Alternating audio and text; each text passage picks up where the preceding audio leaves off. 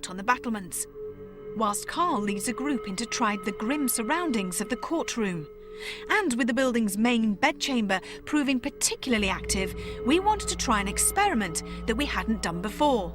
This involves David, Kath and myself chanting the word Om. This mantra sets a tone which is equal to an earth tone and is supposed to alter vibrations, which will open up to more paranormal activity.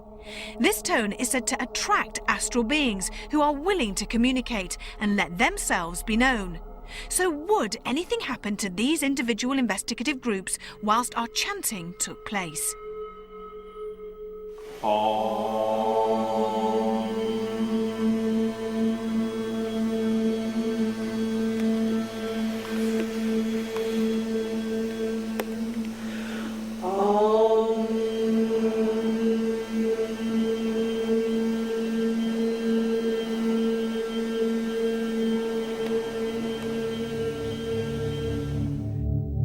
Amazingly, it did seem that at exactly the same time as we were chanting, some phenomena had taken place.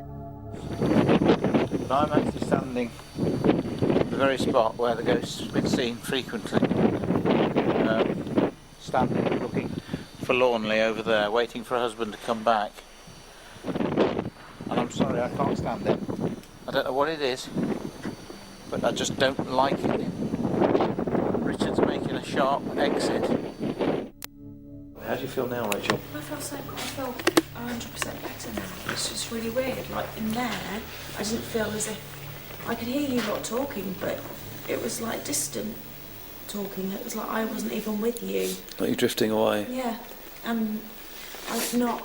It's like that bit when you do go to sleep and you feel yourself going. You know you're going to sleep, but that your subconscious, your conscious mind is still kind of working. Yeah. I could still hear you, and I knew that you were close to me, but I didn't really feel like I was with myself. It was quite weird. Joe, how do you feel? I feel a bit freaked out. I was convinced that Rachel was staring right at me, right in my face, in a very un-Rachel-like way. And I was so convinced I didn't even want to look at her. And then this light thing that we saw. I closed that. I've got that on camera, Carl. Open it.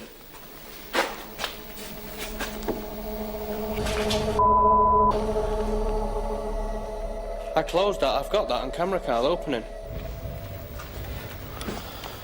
No. Is anyone outside? Is that footsteps? No.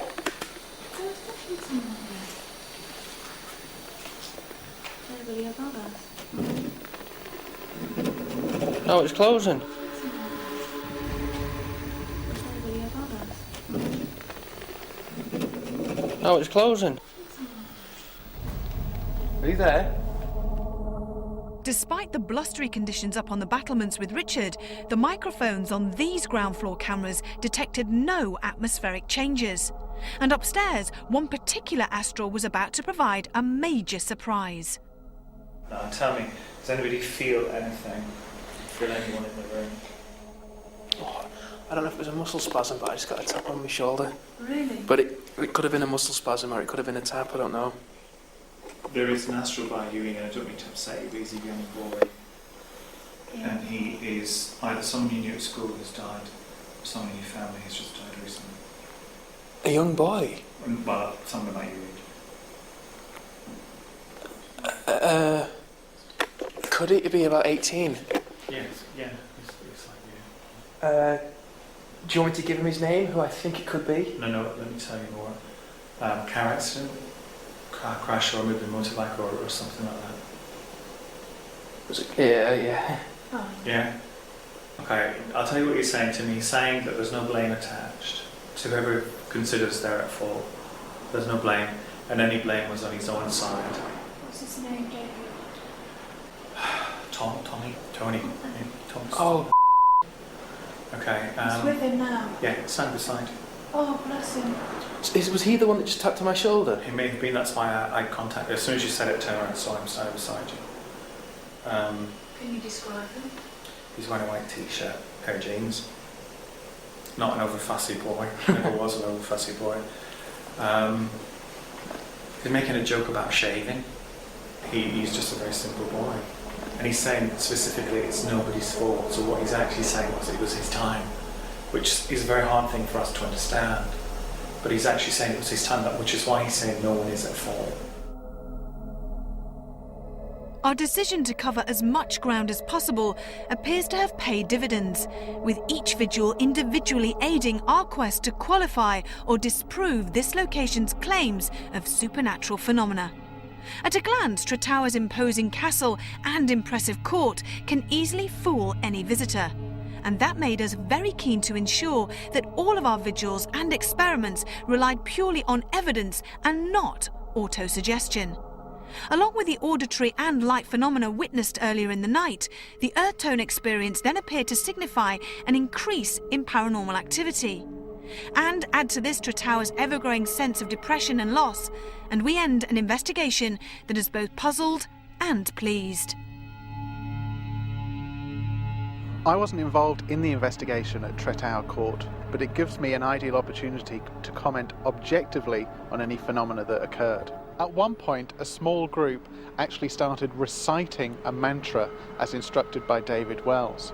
I know for a fact that Ian was quite overcome with the fact that David actually came up with one of his mates. There is an astral value, I don't mean to upset you, but he's a young boy.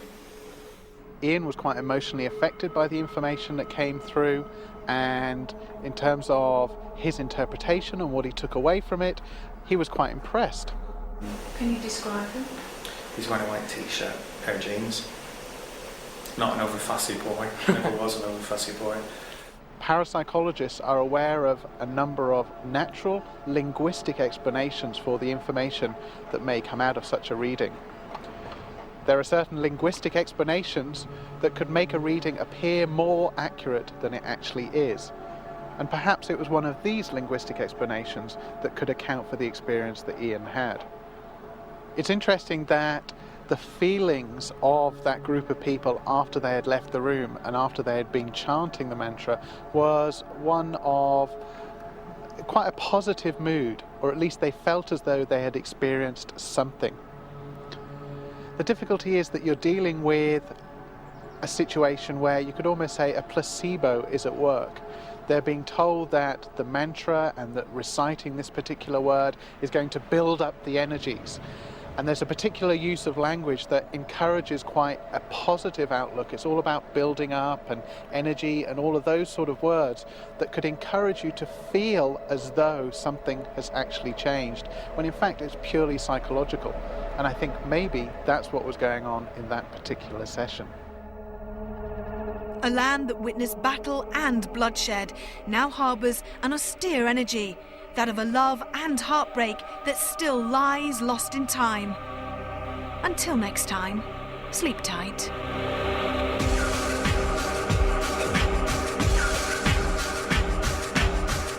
If you want to be scared some more, the Most Haunted Behind the Scenes official companion book is out now, featuring in-depth interviews with Yvette and Derek and the rest of the crew. Available at all good retailers. Well, coming up next tonight, the team venture back to Tretower Court and re-examine some of the evidence. They're about to open up some strange energy as well in just a moment. It's in Most Haunted Extra.